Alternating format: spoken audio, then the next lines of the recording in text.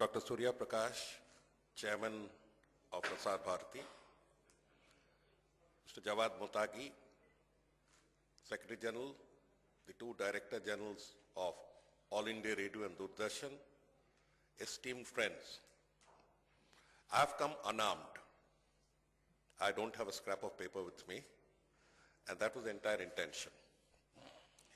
Unlike people who are adept in copyright laws, I happen to be one of the billions of citizens of the world who have vaguely heard about it. So your captive base is hardly aware of copyright. I would put that as a starting point. So before I begin, I must thank the acting chairman, Jan Bo. I must thank our chairman for coming because he is a professional, whereas I'm not. He's a professional for the world of TV, media, print media and others, and his presence actually will help us in the issues that we have to take forward. My first submission as I began is that the abysmal ignorance about copyright and the blatant manner in which copyright keeps getting violated. These are hard issues that need to be looked at with sincerity. All the deliberations in WIPO, I have had the occasion of participating in WIPO for several occasions, several times in my earlier postings. I'm a bit aware of their strengths and the limitations. We have moved a long way where the introduction of copyright, the enforcement of copyright, and the nuances connected with copyright are concerned. It's not the same as it was 10 years ago. Having said that, I would still point out to the complete apathy that most citizens of the world view copyright. Broadcasters have a double function. We create copyrights, we pay for performances, we own rights, and therefore we need to protect them. That is the first role. The second is that we also pay for copyrights, we pay for rights for re-telecasting, rebroadcasting. So there are two distinct issues involved. And I'll give you an example of how the system actually functions. Copyright in our domain is taken as some sort of a, can I use my type of term, is taken as some sort of a voodoo where most broadcasts are concerned that about 4 in the organization know about. And for every problem you have to refer to these 3, 4 or 5 persons, and the rest remain either oblivious of copyright, ambivalent about copyright, or sheer frightened about copyright. I must relate to a story about a fright of copyright. You see, as you are aware, radio has a limitation of, it's getting increasingly limited through FM circles. Each transmission is no more left to hundreds of kilometers of either shortwave or medium wave. So each transmission over radio is getting to be limited to the circle of 35 to say 60 kilometers. That's all. FM is rounding the world, and on the FM mode, you cannot reach beyond a particular point. Therefore, the supremacy of waves that the radio broadcasters once enjoyed, that once having broadcast it, it would reach hundreds and thousands of miles, does not exist with us. So how do we tackle this? I'm talking on behalf of the broadcasters. If some station brings out very superior quality products, superior broadcasts, and people all over the world, people all over the country would like to listen to it, we have only one alternative, and that is to go on the net. The net, as you know, is a universal sphere.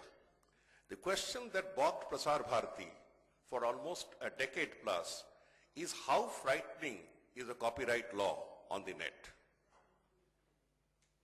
Therefore, the best of production of radio programs would be telecast within a small zone and left to peter out, depriving the rest of the world from the product that has been created with so much love and care. because of the sheer fright of copyright.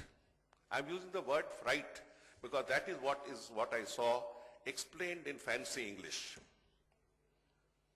Now, as a broadcaster, my duty is to see that my broadcast reaches the end of the earth. And with internet services becoming so much popular, with music on the net, music on the waves, music on different platforms becoming so much popular, would we standing in one corner and depriving ourselves and the world of what we have produced? That was a question I posed. Ladies and gentlemen, the reply that I have received was hurting, and the hurt has never left me. It was more of terra incognita, a territory that I have not seen. It was more like how Europe viewed America, or Europe viewed the East, Europe viewed the West. Against this mentality, we had to go up and talk. This is this infructuous exercise that I am dead against. As a broadcasting head, I am dead against the waste of time, precious time of my programmers, of my engineers, of my broadcasters. I'm sure all of you who have to have the responsibility would also be equally alarmed. So after a lot of deliberations, we set up a lot of committees on copyrights and a lot of other things on copyrights, and finally decided one day that out of sheer exasperation of the cobwebs and the spider webs surrounding the whole issue, to cut the Gordian knot. We decided to send a letter across to the rights holders that we would like to put it up on the net. Do you have any objection? You would not believe the result, because I shall repeat this for the rest of my life. Not one major rights holder objected. Not one. Do you understand the issue? That means our people were simply taking refuge on the issue of a frightening copyright laws, standing on the shores of water, looking at the water and deciding whether there were crocodiles or alligators in it. Basically, gentlemen and ladies, we are broadcasters first and law-abiding citizens first. But let us not make one issue into such a problem that we cripple ourselves. This is called, I'm sure Chairman would agree, what we call paralysis by analysis. It's called paralysis by analysis. We paralyze ourselves on copyright. Now, having said that, I spoke to many rights holders. I spoke to some of the biggest rights holders in the world, and they said, look, brother, we really don't have any objection because our music reaches there. And we can always settle amounts for about 10 to 20 to 30% more on what we are paying them for broadcast on other than broadcast rights. Other than broadcast rights. So my humble submission is that these issues need to be taken, looked squarely into the eye by broadcasters, keeping in mind the need for probity, the need for respect of the law, and not stand paralyzed on the shores of a lake, wondering whether the water is cold or hot. This is where your contribution comes a lot. That's my second point. All the deliberations made in committee, all the advisories issued by ABU or WIPO remain confined to small circles. It is time to translate them into meaningful short messagings and pass them on to every person who prepares a program or transmits a program. In my 3 years, I'm yet to come across one advisory that is in a language in which I understand after 40 years in government service, where a lot of gibberish is spoken in the name of proper terminology. So that's my second submission. That having deliberated upon, the sum and substance of what we need to do, the do's and don'ts, need to come out at periodic interval and be circulated to the last man. Only if that is done, we'll be able to make any progress where the respect, the understanding of the issue of broadcasting is concerned.